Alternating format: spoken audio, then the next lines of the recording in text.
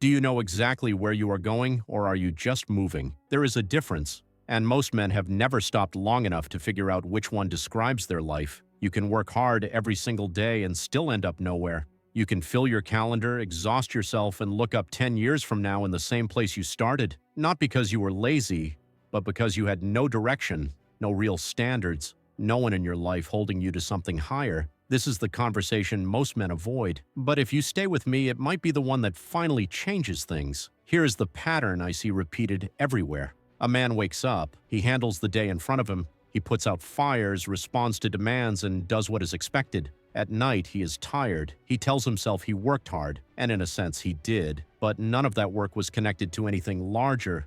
There was no vision pulling him forward, just tasks pushing him through. This is what drifting looks like from the inside. It does not feel like failure. It feels like survival. You are getting by, you are managing, but deep down something is missing. There is no momentum, no sense that today is building towards something that matters, just an endless loop of maintenance disguised as effort. Most men never choose their direction. They inherit it from their job, from their relationships, from the expectations of others.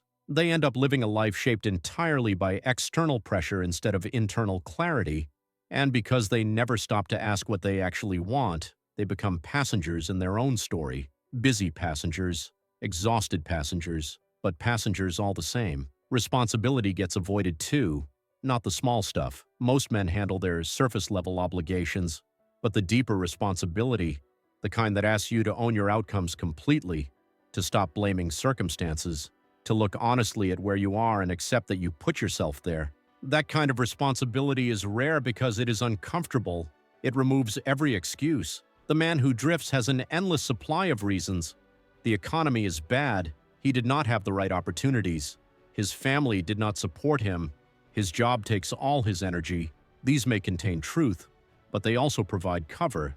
As long as there is something else to blame, he never has to face the hardest reality, that he has more control than he is using, that his choices brought him here, and that only his choices can take him somewhere else. Here is what I have learned about direction.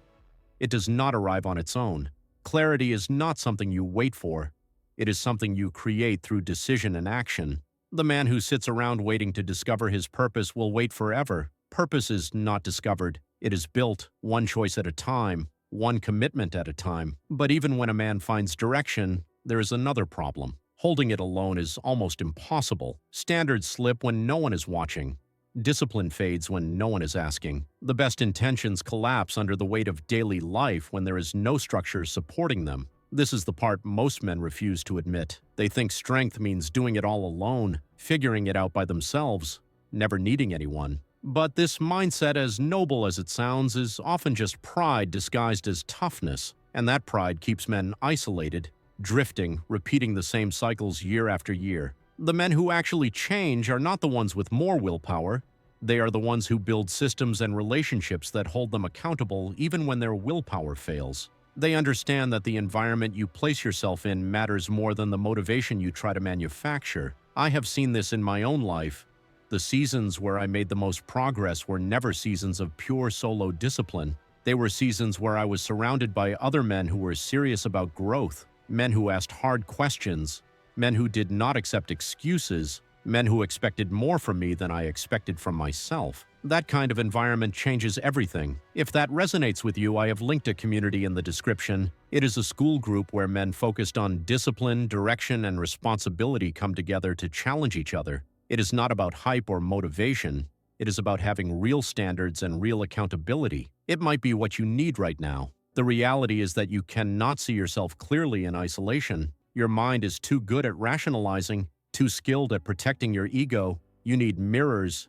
You need men who will reflect your blind spots back to you. Without that, you will keep making the same mistakes and calling them bad luck. Let me give you 5 principles that separate men who build meaningful lives from men who drift through meaningless ones. Principle 1: direction must be chosen, not discovered. Most men are waiting for clarity to arrive before they move. They want to feel certain. They want to know the path is right before they take the first step. But clarity does not work that way. It comes through action, not before it. You will not think your way into a clear direction. You have to move, experiment, fail, adjust, and move again. The man who waits for perfect clarity will wait his entire life. Direction does not mean knowing every step. It means knowing the next step and having a reason for taking it. A man who spent years feeling aimless finally made a decision to commit to one path for 12 months.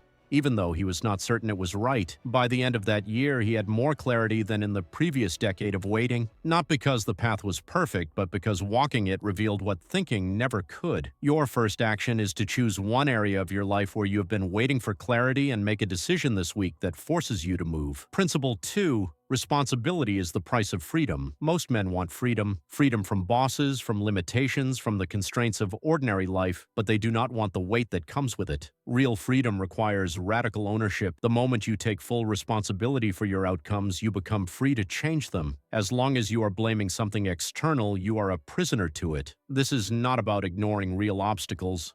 It is about refusing to let obstacles become excuses. The man who takes responsibility does not pretend life is fair. He simply chooses to work with what he has instead of complaining about what he lacks. A man who felt stuck in his career for years kept pointing to his company, his industry, his lack of connections. One day he stopped and asked himself what he would do if none of those excuses were allowed. Within that same year, he had changed jobs, doubled his income, and built a network he did not know was possible. Nothing external changed, only his ownership of the situation changed. Your second action is to identify one excuse you have been using and ask yourself what you would do if that excuse did not exist. Principle 3. Standards only hold if they are witnessed. It is easy to set standards for yourself. It is much harder to keep them, especially when life gets busy, stressful, or discouraging. The standards you keep in private tend to erode over time. The ones that last are the ones that are witnessed and reinforced by others. This is why isolation is so dangerous for growth. When no one knows what you are working toward, there is no cost to quitting. When no one is checking in, there is no friction to stop your slide. The men who maintain high standards over time are not superhuman. They have simply built environments where those standards are expected and supported. A man who struggled with consistency for years finally told 3 friends exactly what he was committing to and asked them to check in weekly. Simple act of making his standards public changed everything. He followed through at a rate he had never achieved before. Your third action is to share one standard you are holding for yourself with someone who will ask you about it. Principle 4. Discipline is a practice, not a trait. Most men believe discipline is something you either have or you do not. They see others with strong habits and assume those men are wired differently. But discipline is not a fixed trait. It is a skill built through repetition. No one is born with it. Every disciplined man you see became that way through thousands of small choices made over time. This reframe matters because it removes the excuse. If discipline were genetic, you could not change it. But because discipline is practiced, you can build it. It starts small. One commitment kept, then another, then another. Each kept commitment strengthens the muscle. Each broken one weakens it. A man who considered himself undisciplined started with one tiny daily commitment, something so small it seemed almost pointless. He kept it every single day for 90 days. By the end, his self-image had shifted. He saw himself as someone who keeps commitments. That identity shift carried into every other area of his life. Your fourth action is to choose one small commitment you can keep daily and protect it as if your identity depends on it, because it does. Principle 5. The men around you determine the man you become. This is the truth that ties everything together. You cannot outgrow your environment. You can have perfect direction, full responsibility, high standards, and growing discipline. But if you are surrounded by men who are drifting, you will eventually drift too. Environment always wins in the long run. The opposite is also true. When you place yourself among men who are serious, who expect more, who refuse to accept mediocrity, you rise to meet their level. Not through extra effort, but through natural adaptation. Standards become shared.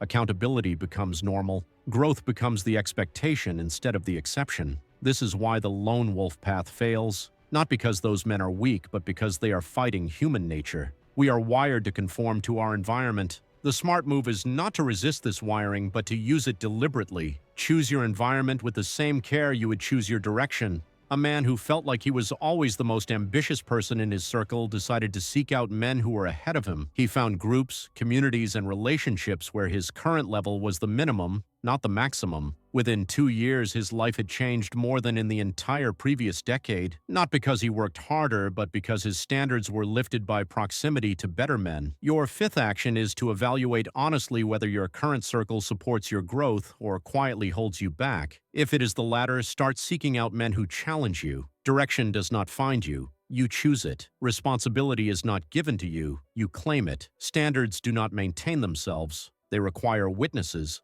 Discipline is not inherited. It is practiced. And the man you become is shaped, more than you want to admit, by the men around you. Most men will never accept these truths because accepting them means accepting that they are in control. And being in control means having no one else to blame. That is uncomfortable. It is heavy, but it is also freedom. You are not stuck because the world is unfair.